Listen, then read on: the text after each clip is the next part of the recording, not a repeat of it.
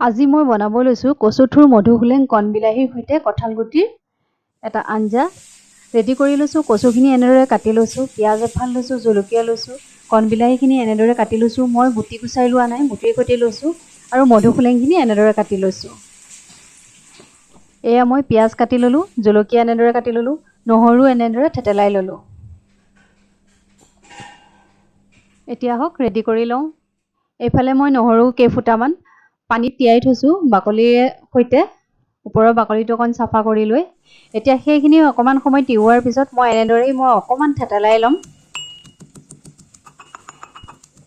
মই বেছিকৈ মিহি নকৰোঁ, অকণমান থেতেলাইহে লৈছোঁ। গেছটো অন কৰি কেৰাহীটো উঠাই দিলোঁ গৰম হ'বৰ কাৰণে। কেৰাহী গৰম হোৱাত মই মিঠাতেল দি দিছোঁ অকণমান। এতিয়া বাকলি গুচাই থৈছিলোঁ কঁঠাল গুটিখিনি, পানীত তিয়াই থৈছিলোঁ অকণমান সময়, সেইখিনি মই এনেদৰে ভাজি লৈছোঁ।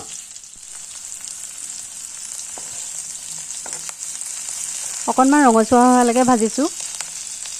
এয়া দেখিছেনে, ধুনীয়া কালাৰ এটা উঠিছে।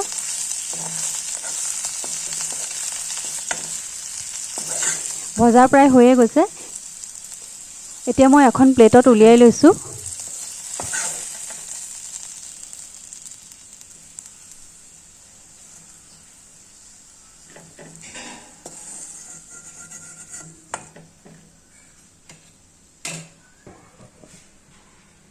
একেখিনি তেলতে মই অকণমান পাঁচফোৰণ দি দিছোঁ, কাটি থোৱা কেঁচা পিঁয়াজ দি দিছোঁ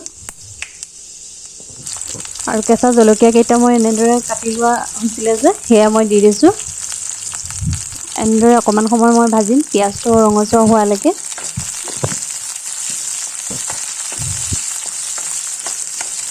পিঁয়াজৰ পৰা যেতিয়া ধুনীয়া গোন্ধ এটা আহিব, সৰু আলু এটা বইল কৰি থৈছিলোঁ, সেই আলুটো মই 2-3 টুকুৰা কৰি হাতেৰে পিটিকি দিলেও হ'ল। তেনেদৰে পিটিকি পিনে মই এই পিঁয়াজ জলকীয়াখিনিৰ লগতে দি দিছোঁ। এয়া সৰু আলু দিছোঁ। আকৌ এনেদৰে অকণমান সময় মই ভাজিম।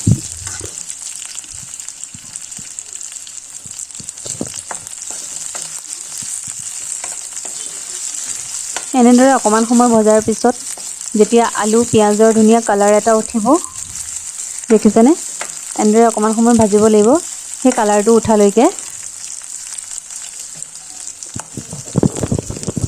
এতিয়া মই ইয়াতে দি দিম কাটি থোৱা কচুখিনি। এয়া ভজা হৈ গৈছে।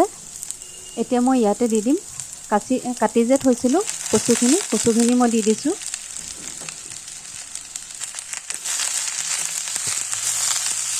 লৰাই লৰাই মই কচু থুৰখিনি এনেদৰে ভাজিছোঁ। কম জুইত ভজা হৈছে।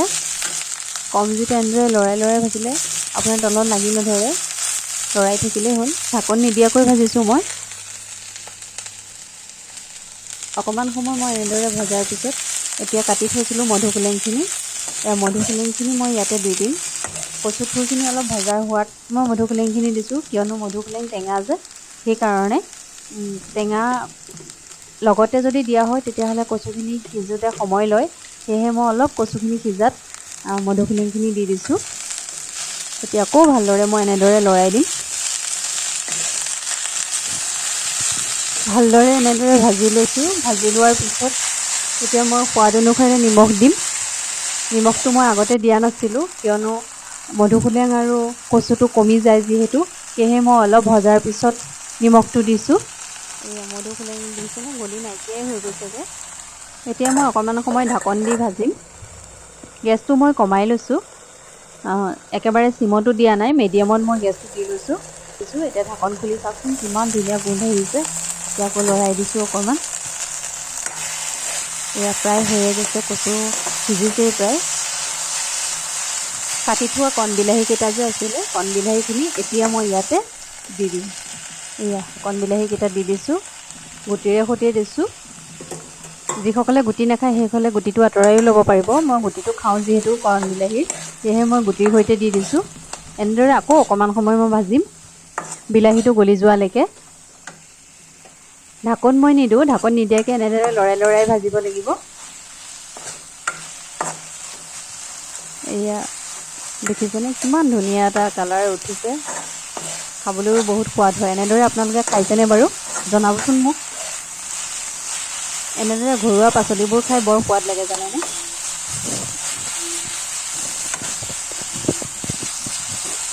এতিয়া ইয়াতে মই কঁঠাল গুটিকেইটা দি দিছোঁ, যিকেইটা মই ভাজি থৈছিলোঁ। এয়া এনেদৰে মই কঁঠাল গুটি দি আকৌ এবাৰ লৰাই দিছিলোঁ, সেইটো দেখুৱাব থাকি গ'ল আপোনালোকক। এতিয়া ইয়াতে মই হালধি দি দিছোঁ, আকৌ লৰাই দিছোঁ।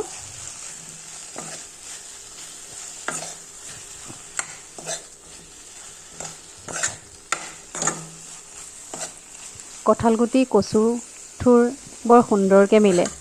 আপোনালোকে খায়নে বাৰু এনেদৰে? মই কিন্তু বৰ ভাল পাওঁ জানেনে।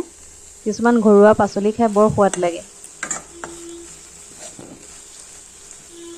বিশেষকৈ কঁঠাল গুটিটোতো একদম কঁঠাল খোৱাৰ দিনত আৰু গুটিটোহে প্ৰিয় হৈ যায় কঁঠালতকৈ।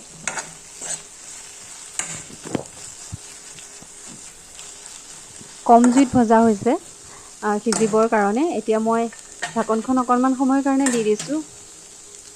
এয়া ঢাকন উঠাই পিনে এতিয়া চাওঁ কেনেকুৱা হৈছে। দেখিছেনে কিমান ধুনীয়া গোন্ধ এটা আহিছে নহয়, একদম বৰ ভাল লাগে জানেনে। এই গোন্ধটো নাকত লাগিলে আপোনাৰ খাওঁ খাওঁ লাগিয়ে যায় বনাই থাকোঁতেই। এয়া ভজা হৈ গৈছে আমাৰ। এতিয়া মই ইয়াতে কি দিছোঁ গম পাইছেনে? ঠাণ্ডা দালি আছিলে এবাতি, সেই বাতিটো মই ইয়াতে ঢালি দিছোঁ। গৰম দালিও দিব পাৰে।